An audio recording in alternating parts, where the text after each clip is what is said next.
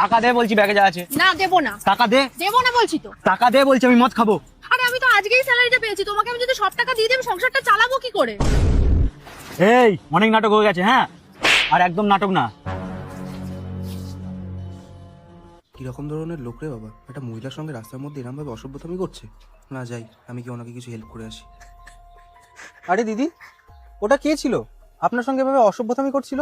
আরে ওটা আমার স্বামী ছিল। তুমি জানো আজকেই আমার স্যালারি হয়েছে, আর ও আমার সব টাকা নিয়ে চলে গেল। সব টাকাই মদের পেছনে উড়িয়ে দেবে।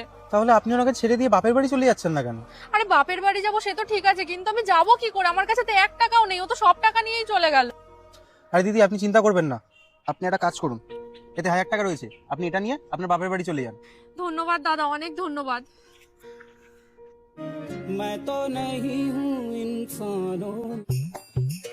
কত হলো আজকে? 1000 টাকা।